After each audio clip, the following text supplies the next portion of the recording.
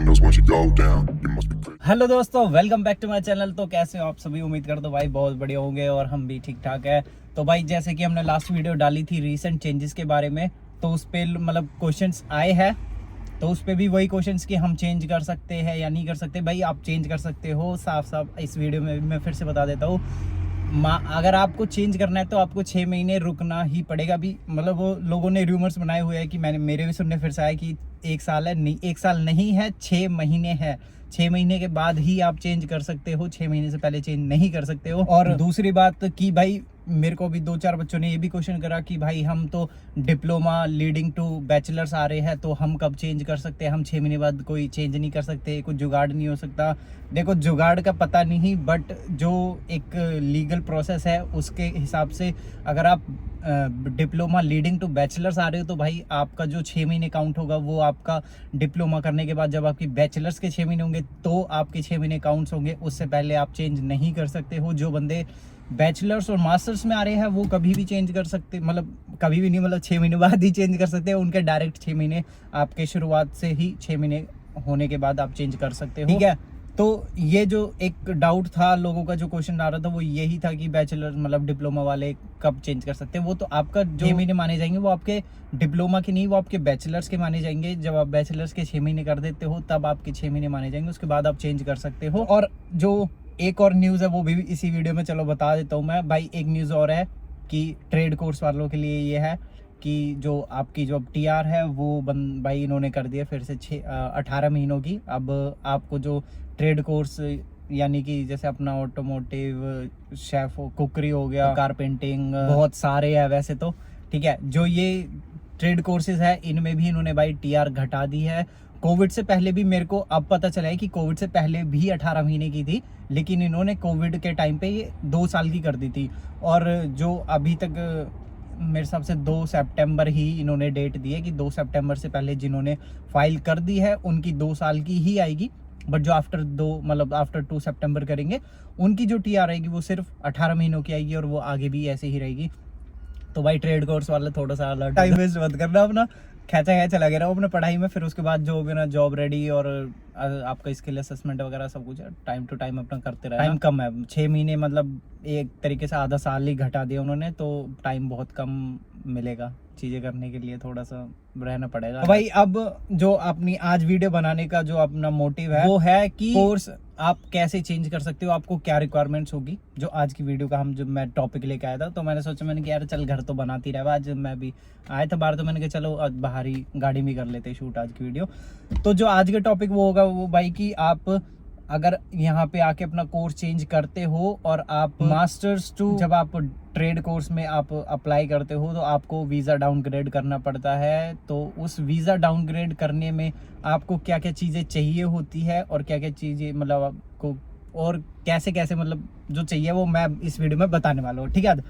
तो भाई जो डॉक्यूमेंट्स है, जैसे देखो अगर आप डॉक्यूमेंट्स क्या, चलो पहले मैं बता देता हूँ। अगर आप 6 महीने आपने पढ़ लिया तो जब आपके 6 महीने हो जाते हैं उसके बाद आप अप्लाई करते हो ट्रेड कोर्स में और फिर आपको नया वीज़ा डालना पड़ेगा। मास्टर्स में आगे आप फ्यूचर से वाला सीन नहीं है, आपको नया वीज़ा ही डालना पड़ेगा। और नया वीज़ा डालने के लिए भाई मैं तो ये कहूँगा, अगर आप नया वीज़ा डाल रहे हो किसी ट्रेड कोर्स में ले रहे हो तो सबसे पहले ये याद रखना कि अगर आपको फंड्स शो नहीं करने हैं फिर से, तो आप किसी लेवल 1 के कॉलेज में ही एडमिशन लो। अगर आप लेवल 1 के मतलब लेवल 1 में अगर आप एडमिशन ले रहे हो, आपका कॉलेज जिसमें आप जा रहे हो लेवल 1 पे है, तो आपको दोबारा से फंड शो नहीं करने पड़ेंगे। अगर आप लेवल 2 में या उससे नीचे जाते हो तो आपको फिर से फंड शो करने पड़ेंगे सारे।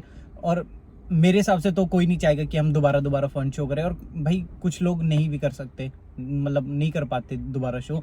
तो वो आप ट्राई करना कि आप लेवल 1 में ही, अगर आप जा रहे हो तो लेवल 1 में ही ट्राई करना।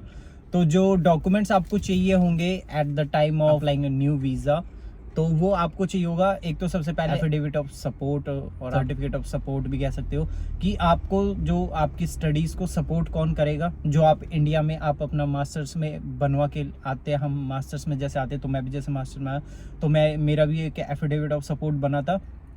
तो उसमें मेरा सिर्फ मास्टर्स का मेंशन था, कि ये हमारा बच्चा ऐसे ऐसे मास्टर्स करने जा रहा है, तो हम उसे फाइनेंशियली हम सपोर्ट करेंगे। तो ऐसे ही अगर आप जब मास्टर्स टू ट्रेड कोर्स में जाते हैं तब भी हमें ऐसा ही बनवाना पड़ता है।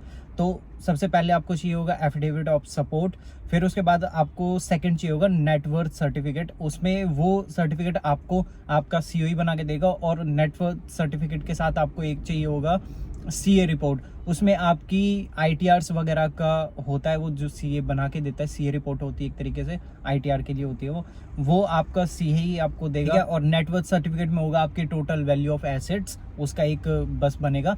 आपको दोबारा से फंड शो नहीं करने पड़ेंगे, आपको सिर्फ आप अपने एसेट्स की वैल्यू वो आपका सीए बना के दे देता है। आपकी जो भी प्रॉपर्टी होगी या कुछ भी है वो आपकी वैल्यूएशन रिपोर्ट दे देगा, तो वो आपकी चल जाएगी, आपको दोबारा फंड्स नहीं दिखाने पड़ेंगे। और उसके बाद आपको चाहिए होंगे आपके एकेडमिक सर्टिफिकेट्स, जो आप पढ़ाई करके आए हो, या मतलब जैसे वही मार्कशीट्स वगैरह आपकी, ठीक है। और आपके डॉक्यूमेंट्स चाहिए होंगे जो आप eight the time of visa आपने इंडिया में भी दिए होंगे, तो वो फिर से आपको देने पड़ेंगे, पासपोर्ट वगैरह, ठीक है। और उसके बाद फिर आपको चाहिए होगा आपकी हैप आईडी, क्योंकि जब आप स्टूडेंट वीज़ा अप्लाई करते हो तो आपका एक इंडिया में मेडिकल एग्ज़ाम होता है, तो उसमें जो आपको हैप आईडी होती है वो आपकी मेरे हिसाब से 1 ईयर और समथिंग लाइक 6 मंथ वो वैलिड होती है। तो आपका उसी से ही चल जाएगा, आप वो हैप आईडी दोगे, आपको दोबारा मेडिकल एग्जामिनेशन दोबारा ज़रूरत नहीं पड़ने वाली है, ठीक है। तो आपको मेडिकल एग्जामिनेशन वाली जो आपकी हैप आईडी होती है वो भी चाहिए होगी, ठीक है। और उसके बाद आपको एक हेल्थ इंश्योरेंस, क्योंकि जो आप इंडिया से करा के आते हो मास्टर्स में, आपका 2 से 2.5 साल का होता है, ठीक है, मार्च तक जब तक आप वीज़ा है तब का होता है। अगर आप 6 महीने बाद अपना कोर्स मतलब चेंज करते हो तो फिर आपका कोर्स ड्यूरेशन भी एक्सटेंड हो जाता है, आपका वीज़ा भी जब आपका डलेगा तो वो कोर्स के हिसाब से आएगा। तो इसलिए आपको फिर अपना हेल्थ इंश्योरेंस भी बढ़वाना पड़ेगा जब तक आपकी स्टडीज़ है, ठीक है। 1 साल बढ़वाना पड़े, 2 साल बढ़वाना पड़े, तो आपको वो भी बढ़वाना पड़ेगा।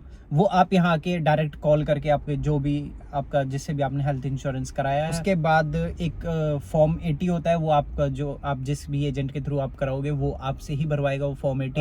आपको एक जीटी ही जो आपका एसओपी वगैरह है ये सब आपको आपका एजेंट बना के दे देगा, सिर्फ आपको पढ़ना है थोड़ा सा, कि ताकि अगर कुछ कोई इंटरव्यू कॉल वगैरह वैसे तो नहीं आती है, ऑन शोर पे तो नहीं आती है, अगर बाई चांस ऐसा कुछ हो तो आपको पता हो कि आपने लिखा क्या है, आपके एसओपी में उन्होंने क्या लिखा है, आपके एजेंट ने क्या लिखा है, ठीक है। तो ये सब रिक्वायरमेंट्स होती है, और इसका जो प्रोसेस टाइम होता है वो कम से कम ऑन शोर पे मेरे हिसाब से 5 महीने होता है। एक चीज़ और याद रखना, अगर आप न्यू वीज़ा अप्लाई कर रहे हो तो आप जब तक आपका वीज़ा नहीं आता है ये मत करना कि आप जो अपना मास्टर्स कोर्स में से आए थे वो आप अपना विड्रॉ कर लो, क्योंकि अगर आप विड्रॉ करोगे तो आपको सिर्फ होम अफेयर्स 2 महीने देता है कि आपके पास 2 महीने के अंदर अंदर कोई सीओई आपको होल्ड करनी है, ठीक है। तो अगर आपका वीज़ा नहीं आता है टाइम से तो फिर ये दिक्कत आपके लिए है, क्योंकि वो आपको कह भी देंगे कि भाई जाओ वापस, आपके पास कोई सीओई नहीं है।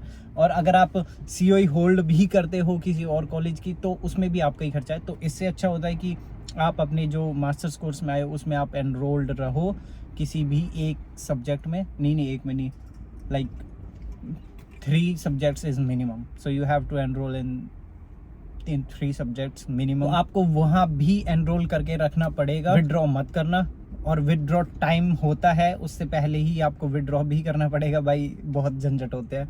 तो थोड़ा सा सोच समझ के और प्रॉपर नॉलेज के साथ अपना काम करना, ठीक है। तो ये था कि आपको क्या क्या डॉक्यूमेंट्स चाहिए होंगे, और ये सारा प्रोसेस आपको आपका एजेंट, आप मतलब इतना तो मुझे पता है कि हाँ कोई ऐसा नहीं है कि जो खुद ही चेंज कर लेगा, और सारा प्रोसेस भी खुद वीज़ा वगैरह का कर लेगा, तो आपको एजेंट की ज़रूरत पड़ेगी। तो आपको आपका एजेंट सब कुछ बता देगा, ठीक है। तो इस वीडियो में ये डॉक्यूमेंट्स की रिक्वायरमेंट जो होती है at the time of lodging a new visa, तो वो ये थी, ठीक है। और बाकी I will try to make more videos on topic like this, so I will try, okay. And अगर आपको भी कोई क्वेश्चन हो या कोई किसी चीज़ पे वीडियो चाहिए तो do comments in the comment section, I will make video on that topic also. So thank you guys for watching my video, and we'll meet you in the next video. Thank you, bye bye, like, share and comment.